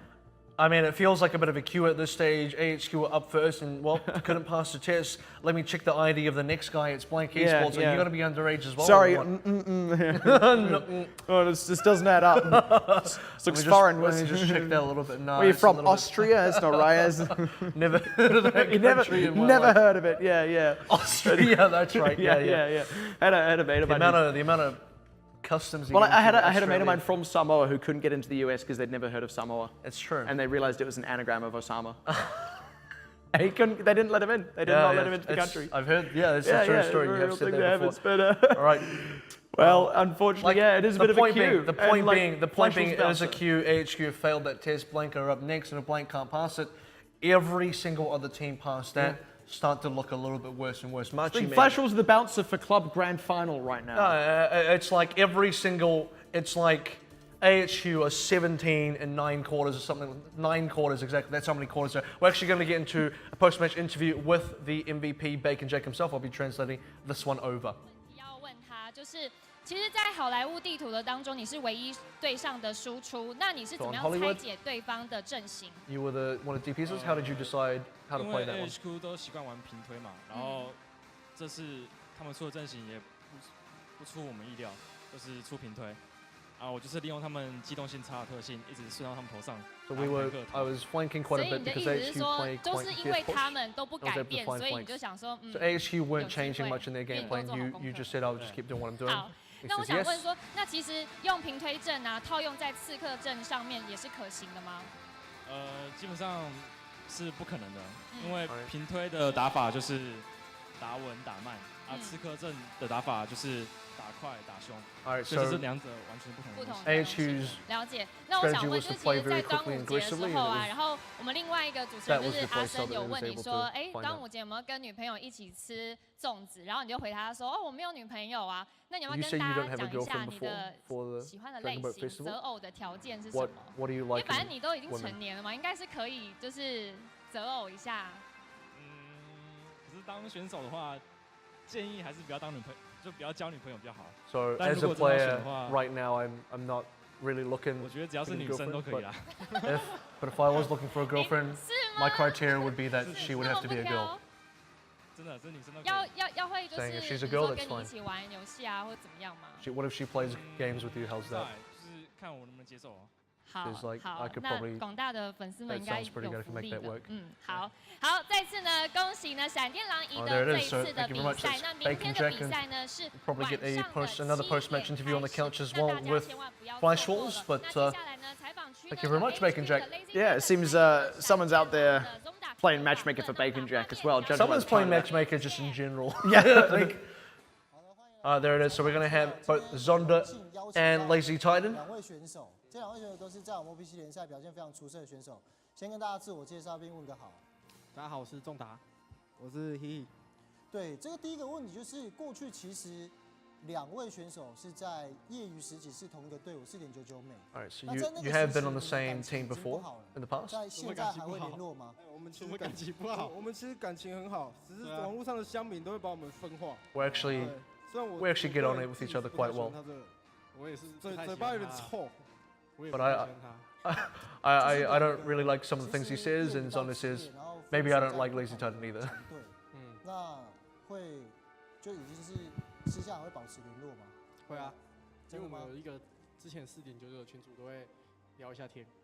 We still talk to each other. We still keep in 就是 contact. 约出去吃个饭啊。 Do you 就 go out 私 and 下 eat 追 food or 出 anything? Do 会 you go do 会 anything? 目前是还没有，因为我们放假 Currently we don't. 然后之后 Currently, our days off do 那 not 我想 match. 问一下，就是说，其实两支队伍到现在已经是第4次的对战，也就是说 So this is the 4th time you play each 整 other? 个第一季4次都已经打完了。嗯，那问一下，就是对双方在比赛当中印象最深刻的画面是什么？ So, 我最深 What 刻 have 就 you 是 been 刚才那 thinking so 场 far?，因为他整季都玩的低把，突然刚才玩了7-6， So now 真 he's 是玩的很烂。 so he's playing a lot of Diva. Now he's starting to play Soldier, 其 and 实没有很烂。 I don't think he's 是 very. 他们 I don't think 培根真的 he's very 太 good at 强 Soldier. 所以我没办法射。 And Lazy's saying, Lazy's saying it's not a bad soldier. It's just that Flash Wolves are playing against it very 他 well. 就开始不爽，不会啊他就开始不会说你的这是事实，这是事实。不会不会，他就开始说你的7-6烂，没有，这是事实。这是一个无限循其环。实你有注意看他们比赛吗？他们闪电狼的破口其实有一半是他， So he's saying, 对 Lazy Titan 因为 saying 他喜欢那边北蓝 the 就突然 tracer was a 送 big 跑 problem 超 for 明 me. 显他其实是闪电狼一半的破口，所以各位其他队伍我以后打高风险高报酬。以后打闪电狼就是找破口打，破口就是他。刚才我明明就死了。 If you play against Flash Wolves, just look for Zonda as a 我说 weakness. 培根跟鬼一样嘛没。有没有，我一个人就换你没有们六个找你。 Lazy Titan saying 培根跟鬼我一样的存在 Bacon 就 Jack 是换六 is a 个 bit of a ghost. 不换六个大绝打不进来。好，今天的转播那个采访告一个，我想和你们两个继续讲下去。 Obviously, these players are quite friendly with each 对 other, 那 so 其实 bit of banter between them. 刚刚的一个状况，当然有蛮多可以聊的。那你们觉得3张地图来讲，你自己觉得就是今天的状 So 况 over 3如果 maps? 相较于 HQ 过去使用一种所谓312标准，他们今天比较多132。你觉 So 得打 you 起来什么 you 不一样 played a lot of. What did you 132 what did you 打很多，因为那是他们 feel they 比较擅 changed? 长的。对啊，我以为他们已经练得还不错，但是我们基本上团练的对象， I feel like they 那我们是打 practiced 上千次的， 3 DPS very well, 3000上千次的，真的。 but 遇 we've 过 practiced a 很多 lot 种 against 3情况然后是 DPS. 不太会输这种阵容。对，那这个问题就要丢给Lady Titan 这边来回答，就是你们怎么会想要在今天第4度的一个对决 Why did you 在这么 decide 重要的 today 场次当中直接端出132？ to bring out the triple 因 DPS? 为感觉就是地推很容易被针对，想说拿来看132，然后其实感觉是有比较好打，只是我们还没有那么熟， We thought 练起来应该是还。 today we thought 那你觉得 this would be the right time to bring it out, but maybe we still need a bit of practice still. 312是稍微比较难发挥吗？ 312对啊，就是因为他们刺客阵嘛，就绕到你后面一直射你，你也没办法飞去杀他什么，就是有点被动，对吧？ So we also play triple tank, and it's hard to deal with some of the flankers. 所以很鼓励自己的队伍。没有，就是因为刺客阵机动性比较，现在就是刺客 meta 嘛，就感觉机动 So 性 right now is a 不 DPS 够的 meta. 话，就是被人家从后面一直打屁股，各个角度打，就是很烦，对吧？所以我觉得132应该会比练起来应该会比312好打，我觉得。 So DPS triple DPS should be better than triple tank once we practice more. 这个问题可能你们也可能没办法回答，会很怀念以前一起队友的那段时光，因为你们也曾经是业余，然后也有去打世界赛。 So you both played went to the World Cup together? 没有那么大的压力，就很轻松，很自在，然后相处比较愉快一点。现在也没有不愉快， Back then there wasn't a lot of 现在压力 pressure 比较 on 大， us. It was 不 an 能 easier time. 很轻松的去面对比赛这样子。对，那最后一个 Right now there's a lot of more pressure to 要 win. 丢给你们，就是可以用一段话评价对方吗？ What 这 do 一季的 you have 一个 anything to 表现 say? 对他的评价，就认真的啦。我觉得不要就是 The other 互相 person 那个。我觉得他第一把反应不错啊，该照的都会照得住。 I think his diva is really good. 都有研究，很彻透。Self 对，因为 destructs 其 are 实 very 我 good. 们有另外一个说法，就是 OBC 来讲的话，他的一个 diva 应该是排名 And OPC, 你 his 认同 diva is 这件事吗？ probably considered the best. 对 Number one? 吧？ As Zonda says, 我觉得他默默也玩得很好啦。 I think K Momo is also very 对 good. 都玩得真的超好的。对， K 那对 Momo 你 is 是很 also 高的评价 very, very good at 他 diva. 攻打就是射手很强啊， Zonda's DPS is very 我 good. 们这很像在互吹，怪怪的。我跟他就不习惯这样互吹哦。 I'm not used to 可是说真的，就是 being Londa put on the spot 的 with 射 Zonda 手 right here. 射手类的，真的是，就跟韩国一线选手一样 Zonda's DPS is on par with the Korean 那 DPSs. 他的闪光哎，闪过，就是他会射的，就是都很强，对啊，就是跟韩国一线队伍练起来那些职业选手很像啊，就是 He plays a lot like Korean 对，我要 DPSs. 问一个问题是关于刚才比赛的，突然想到，就是你们在打好莱坞，你们 So you're 首 in 方 Hollywood？今天使用3辅，嗯，那他这个3辅一般来讲，我们传统都认为抗刺客很强，因为对方刺客没办法靠近你，靠近你就被杀粉。可是对方，我们可以要发现 HQ 其实他在整个套路他的进攻的型，它是一个3个标准阵，这个是在你们的预算之内还是预算之外？因为他前面都是用132。So 他们如果出平推的话，我们是蛮好打的。刚才主要是我失误，奈米到露西欧。哦，对你刚才有奈米到露西欧，对，所以 I 我很输了。 typically go for the 因为我 Lucio. 好像画面刚好没有，好像没有 Is it 看到， open？但是你讲出来，我觉得因为那时候3-1就站在他们敌人里面嘛，一般来说站在敌人里面是闪光。那时候我能给的就是闪光跟星星，因为他们已经打进来，混战中给奈米比较强，然后结果我们的路修是站在他们里面，我突然吓到。巴西拳王。对，因为那时候我一直在找，然后就 So 看 if I 哎、 can 这是谁，我就给了，在里面。 get past Lucio and the Winston, I can sort of access the backline. 没料到。那后续你们的一个处理是稍微有点混乱，所以我就说了嘛，闪电狼破口，对啊，所以我们才打进去啊，对啊。就事 Yeah, 先 like I 完全 said, 没有 Trace 预 is 料到会有 flanking 这 quite a 样的 lot, 战 which 术 was 没预 hard to 料， deal 没 with. 想过这样会出3伏，你们在练习当中犹豫过啊，但处理的状况还不错嘛。就是还不错啊，可是就是没有想到他们会出啊。对，那么当然很高兴2位接受我们的访问哦。这边也希望你们在未来比赛都能够顺利哦。这边 I hope you guys still continue to improve, and goodbye. Thank you. And I suppose that's the thing, isn't it? I mean, AHQ now have a big burden of improvement upon themselves as we approach playoffs. We are still a number of weeks away. There is still time. But after tonight, their whole record against Flash Wolves stands as 1 win to 3 losses against them. And at this point, you're all but guaranteed to come up against them in playoffs, especially if you are really seeking to make that grand final, which absolutely AHQ should be. So it's tall order, but there is time. And at this point, Flash Wolves are no longer playing for a spot at the playoffs. They got that spot. They're playing for the #1 spot, which guarantees them an initial. They just go straight to the grand finals, and that's exactly what they're hoping for. So tomorrow's going to be a really packed day for them as well. It's a hard day for Flash Wolves, and it will be a very deciding day. If today's matches against AHQ is anything to go off of, tomorrow should be a very difficult task for both competitors facing Blank. Like I said, it feels like a bit of a queue. And first up, it will be Machi against Flash Wolves, followed by Flash Wolves versus Blank Esports. So there it is, the next 2 teams in that queue, and the next 2 best teams as well, which should be very exciting. And like I said, today, Flash Wolves versus AHQ, I feel is really going to set the tone for this round robin. And that tone is now going to continue either as Flash Wolves are dominant and undefeatable. And if that's the case, we'll find that out tomorrow. Yes, we will. And something interesting to note about tomorrow, that if you're watching tonight, is tomorrow will begin at the same time as this evening. There will only be 2 matches, like we've just sort of shown you. So 9 p.m.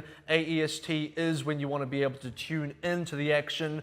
But from tonight, I've been Kevin Overwalker, and we have here Matt Pixie Carroll is also from the team at Full Circle. Thank you very much for joining us, and we will see you tomorrow.